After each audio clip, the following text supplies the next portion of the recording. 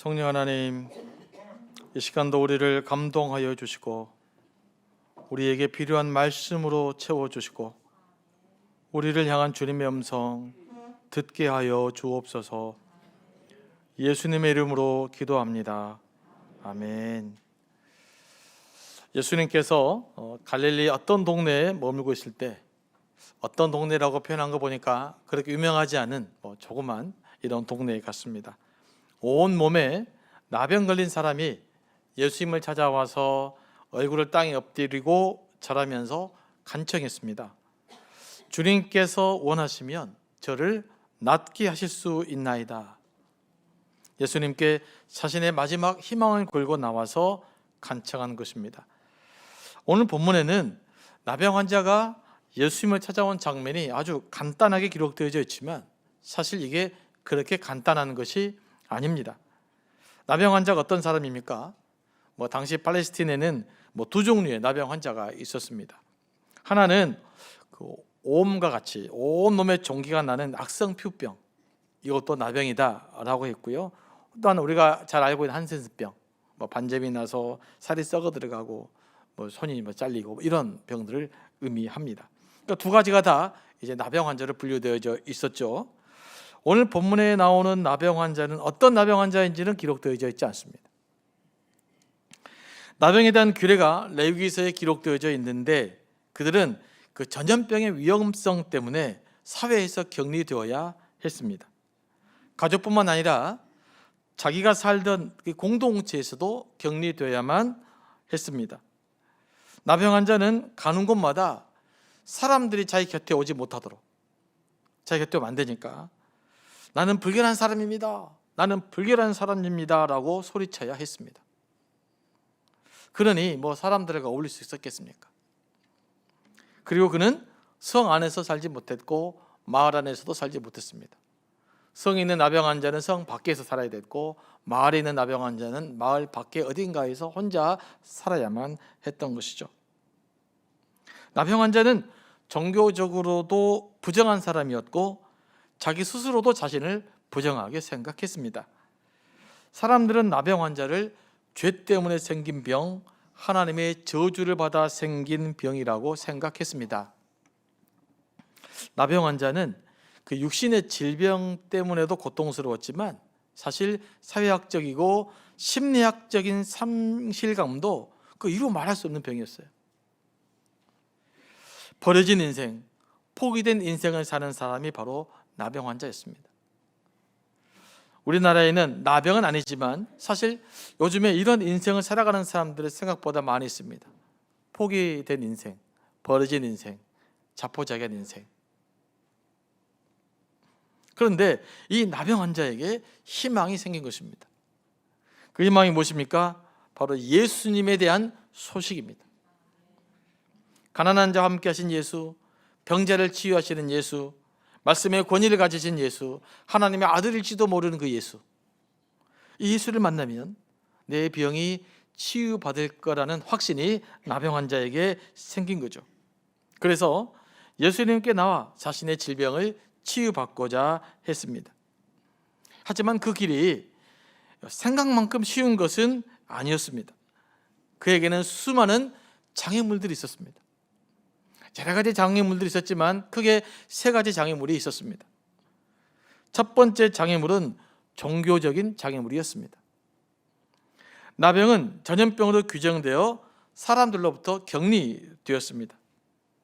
구약의 율법에 따르면 나병에 걸린 사람은 부정한 사람이었기 때문에 사람이 부정해지지 않으려면, 다시 말하면 내가 영적으로나 신앙적으로 더러워지지 않으려면 나병 환자를 가까이서는 안 되는 거예요.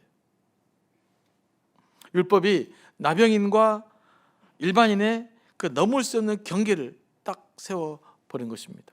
이 두 지점은 넘어갈 수 없는 상황이 되어버린 거죠.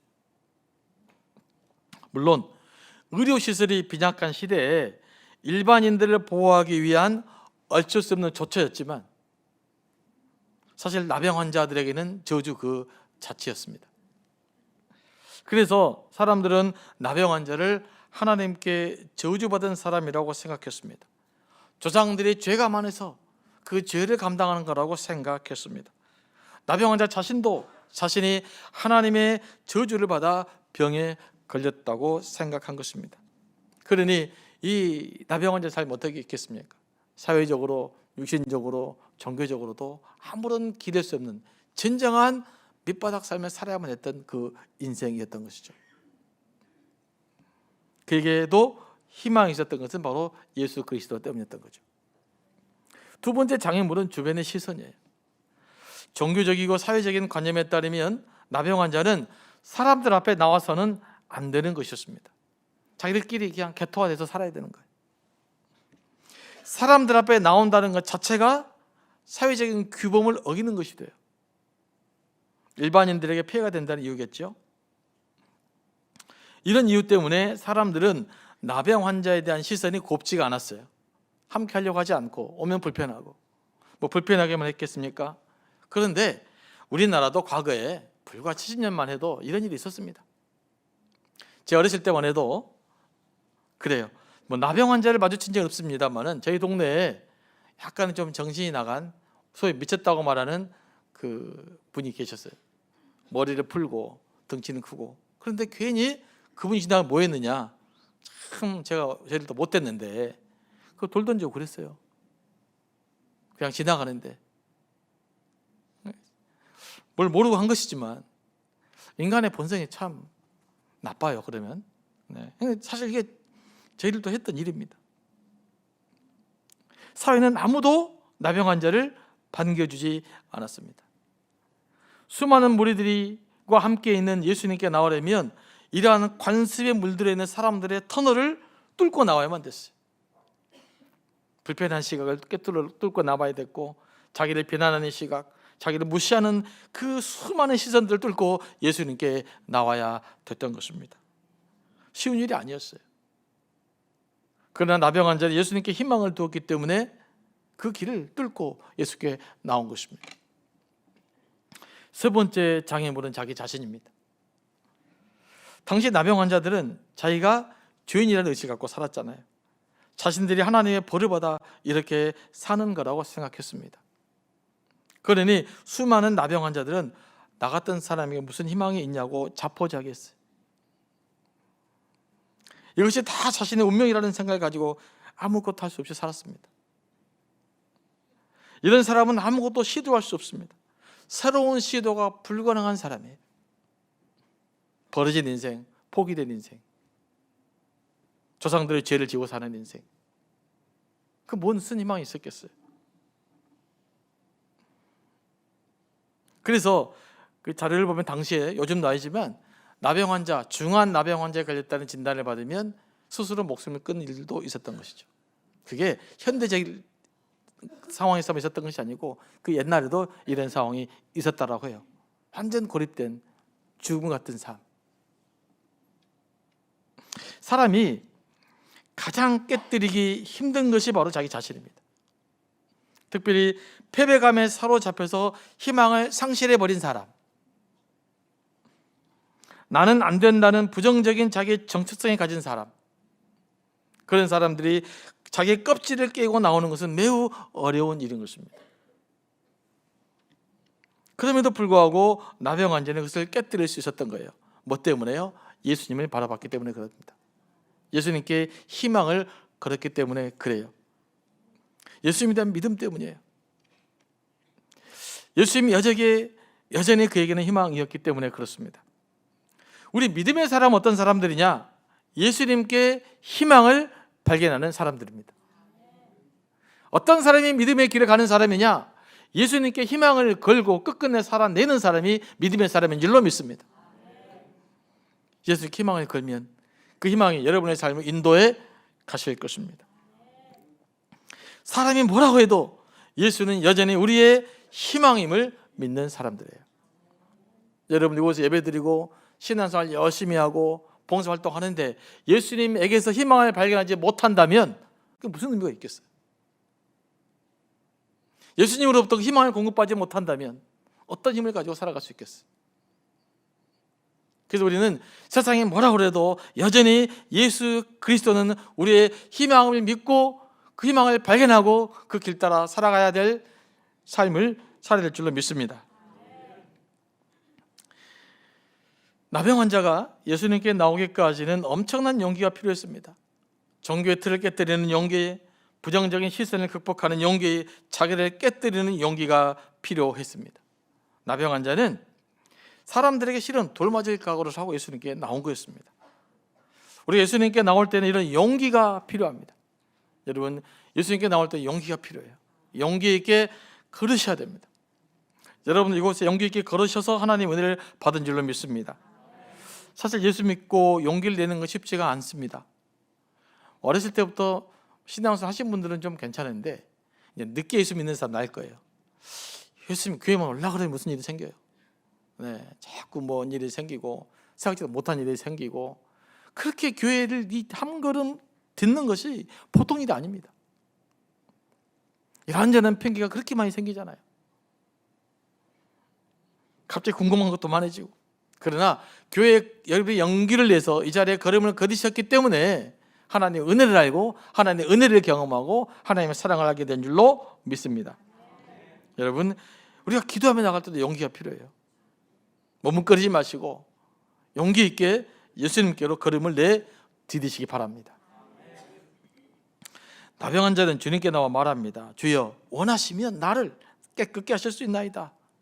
주님께서 마음만 먹으면 저를 치유할 수 있으니 저에게 자비를 베풀어 주십시오라고 요청하고 있는 것입니다. 이런 말이죠. 더러운 병에 걸린 나 같은 사람, 사람들에게 버림받은 나 같은 사람, 사람들에게 부정하다고 손가락질 받는 나 같은 사람도 자비를 좀 베풀어 주세요. 나 같은 사람도 치유받았으면 좋겠습니다. 이런 마음으로 예수님께 나오는 거예요. 그런데 이렇게 기도하고 있는 거죠. 말씀 자세히 보니까 주님이 원하시면 치유해 달라는 것이죠. 이 말은 뭡니까? 만약에 주님께서 원하지 않는다면 그것 또한 받아들이겠습니다. 여러분, 이 나병 환자는 절실하게 나온 거잖아요. 이렇게 간절함을 가지고 나온 사람이 이렇게 말하는 거 쉽지 않습니다.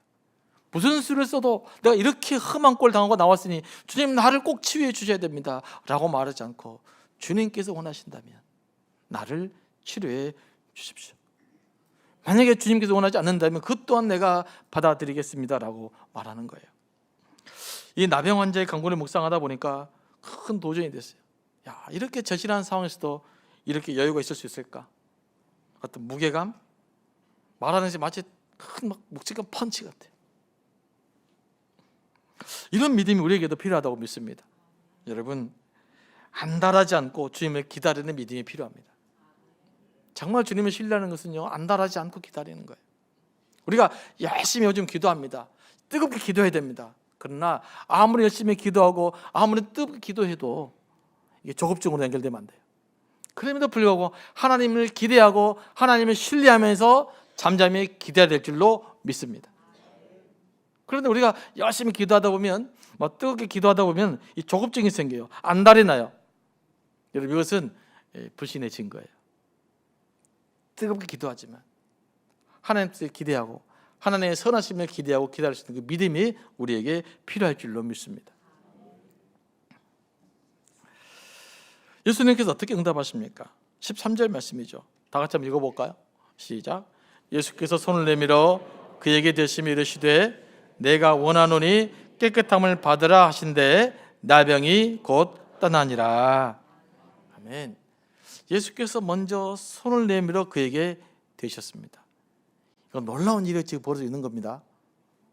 지금은 아무것도 아닌 것처럼 보여도 모든 사람이 회피하는 사람의 몸을 만진 거예요. 저 사람 만지면 부정타, 저 사람 만지면 나는 부정한 사람이 되어야 돼요. 그런데 예수께서는 나병 환자를 만지는 모든 사람은 부정하게 된다는 당시의 종교적인 관념을 뛰어넘으셔서 그에게 직접 손을 만지신 거예요.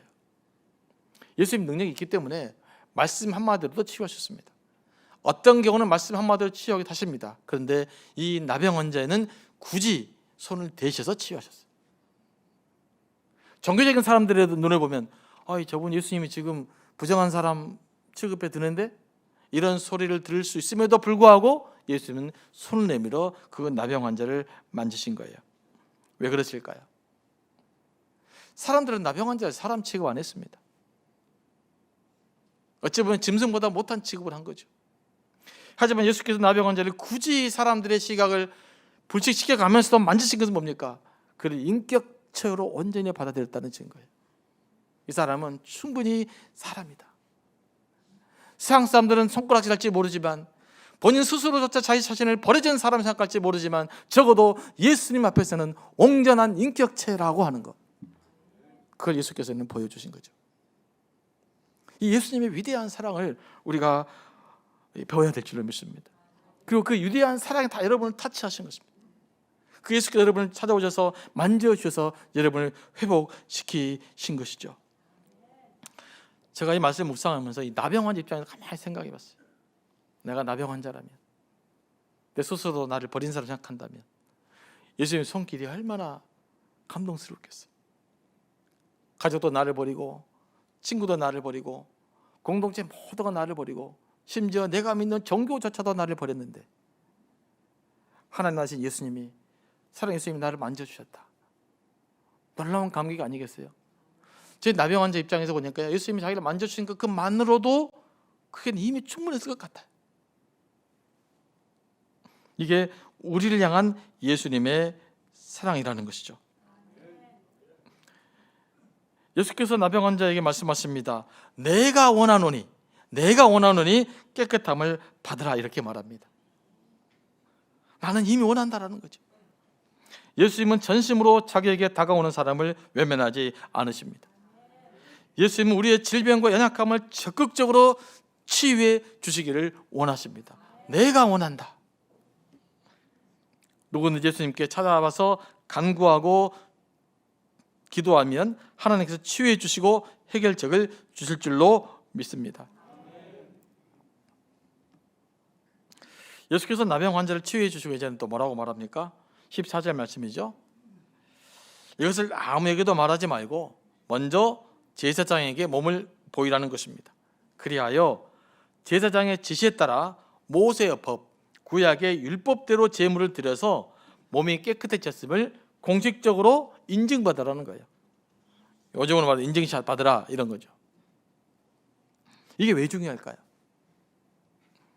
당시에는 나병 환자의 진단을 누가 했습니까? 제사장이 했어요.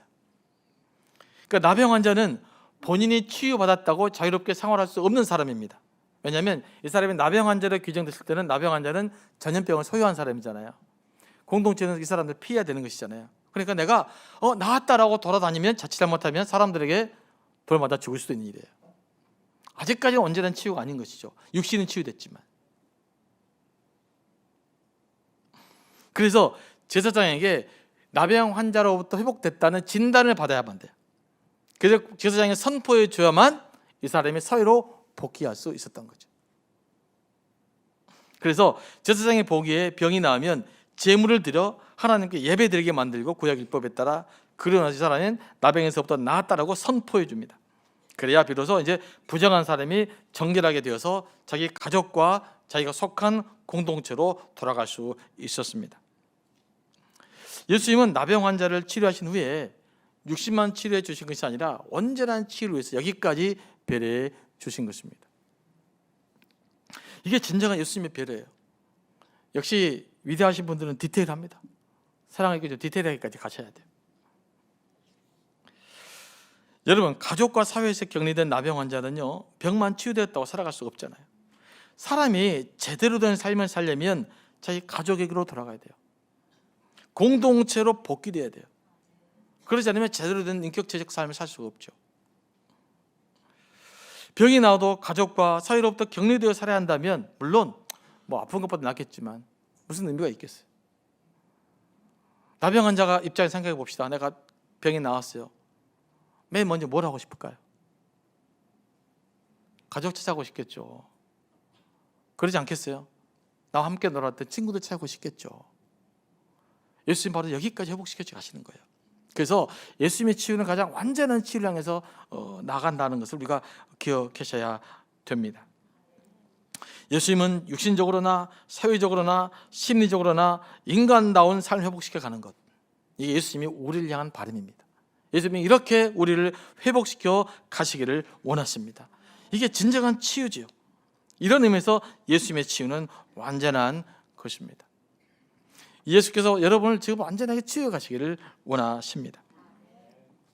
저는 나병 환자를 만지고 회복시켜 가시는 그 예수님의 모습에 감동을 많이 받습니다. 예수께서 오늘 우리를 치유하고 회복시키기를 원하십니다. 여러분을 만져주시기를 원하세요. 여러 가지 상처 때문에 또 허물과 수치심 때문에 감당할 수 없는 문제를 붙들고 혹시 고민하고 계신 분이 계십니까? 우리를 온전하게 치유하시는 예수님께 가지고 나오시기 바랍니다. 이것도 용기가 필요합니다. 그냥 안 됩니다. 하지만 용기 있게 가지고 나오시기 바랍니다. 그래서 예수님과 함께 새로운 출발할 수 있게 되기를 원합니다. 우리의 가장 큰 질병은 실은 죄악입니다. 하나님을 거부하고 하나님께 무관심하고 내 욕심, 내 욕망을 추구하는 죄입니다. 우리의 위선입니다. 우리의 파괴적인 본성입니다. 시기와 질투같이 우리의 영혼을 병들게 하는 것입니다. 그런 의미에서 볼 때 현대사회는 어찌 보면 나병보다 더 독한 질병에 걸려 있습니다. 이 질병이 우리 그리스도인들까지 지금 감염시켜 가고 있습니다. 그래서 예수를 믿어도 행복하지 않습니다. 복음에 감동이 없습니다. 십자가 복음을 들어도 감동이 없습니다. 하나님의 사랑이 나와 관련 짓지를 못하게 되어 있는 것입니다. 여기서 우리가 치유받아야 될 줄로 믿습니다.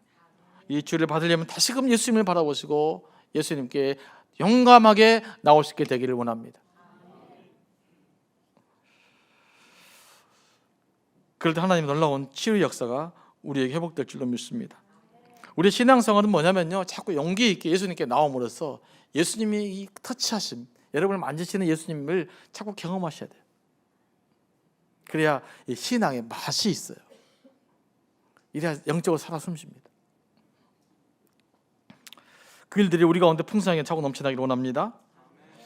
그리고 오늘 말씀을 통해서 깨닫게 된 것은 예수님은 실은 매우 급진적이에요. 복음서를 보면.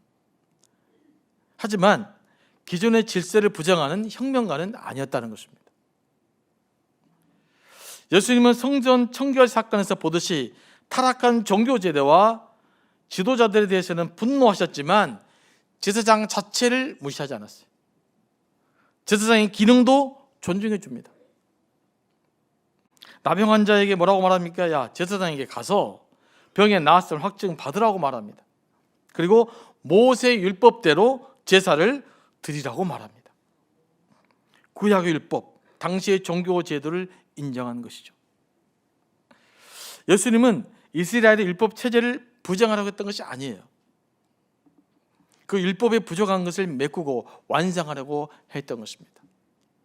율법에 따르면 나병 환자들은 버림받아야 됐지만 예수께서 오셔서 그에게 찾아가셔서 율법 해결하지 못한 진정한 사랑의 완성을 예수께서 보여주신 것이죠. 이게 예수께서 율법을 완성하러 오신 삶의 목적인 것입니다. 율법은 담아낼 수 없는 사람들, 율법으로는 분리될 수밖에 없는 사람들을 예수께서는 품어내신 것이죠. 이게 예수께서 우리에게 하셨던 삶의 모습인 것입니다. 그리고 현재 존재하는 제사장 자체를 인정했던 것이죠. 자, 그런 우리가 좀 적용해 볼 필요가 있어요. 예수께서 제사장들을 인도하는 모습, 인정하는 모습을 통해서 오늘날 지금 제사장의 역할은 지금 교회가 하고 있는 것이죠. 그러니 우리는 교회의 또 질서를 존중하고 따라야 됩니다. 교회를 무시하는 것은 올바른 신앙이 아닙니다. 여기저기에서 교회를 무시하는 사람들 그런 이야기들 많이 듣게 됩니다만 참 안타깝습니다. 교회가 사람들이 모인 공동체라 문제가 많은 것은 사실입니다.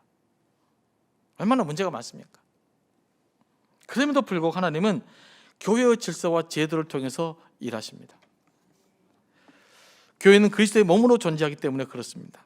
그러므로 내가 섬기는 지역 교회를 아름답게 세우는 것이 곧 하나님의 나라를 세운 일인 줄로 믿습니다. 이건 분리되어져 있지 않습니다. 하나님은 무질서의 영이 아니라 질서의 영이기 때문에 교회의 질서 또한 존중하고 지켜가야 합니다. 그래서 우리가 신앙생활을 좀 유익하게 하려면 교회의 방침에 따르는 순종 훈련도 해야 됩니다. 교회의 리더십을 부정하는 것은 올바른 신앙이 아니기 때문에 그렇습니다.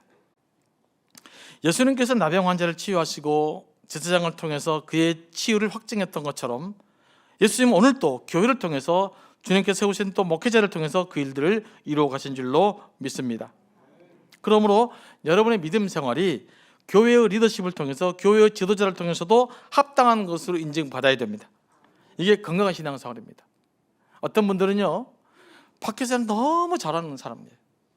그런데 자기 교회만 가면 트러블 메이커가 있습니다. 그건 여러분 어떻게 생각하십니까? 그게 건강한 신앙생활이라고 생각하십니까? 그럴 수가 없잖아요. 밖에서 인정받으면 교회 안에서 리더들에게도 인정받고 존중받을 수 있어야 되는 것이 건강한 교회생활 아니겠어요? 저는 여러분들이 우리 교회를 다니면서 행복했으면 좋겠어요. 행복해야 되잖아요. 예배 감동이 넘쳤으면 좋겠어요. 막 기도 응답이 넘쳤으면 좋겠어요. 십자가에 달린 예수 그리스도 그분 묵상해도 막 감동이 넘쳐났으면 좋겠어요.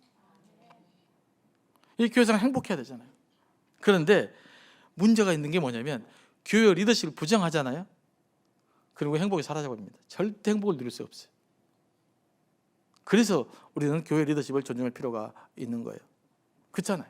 그러니까 행복 신앙생활을 하려면 말씀의 순종이 첫 번째고, 그 다음에 하나님이 세우신 교회의 리더십을 따르는 것도 매우 중요하다는 사실들을 우리가 깨달아 알 수 있었으면 좋겠습니다. 그게 다른 것 때문이 아니라 여러분들 행복한 신앙생활을 위해서 그런 거예요. 교회 막 기뻐해야 되잖아요. 신나야 됩니다. 그래서 교회 안에서도 여러분들이 한번 굿 팔로워, 좋은 추종자가 되보시기를 바랍니다. 말씀에도 순종하고 교회 질서도 순종하고 교회 리더십 순종해 보시기 바랍니다. 그러면 그 일을 통해서 여러분 예상치 못한 놀라운 하나님의 회복하심을 더 깊게 경험하게 될 것입니다.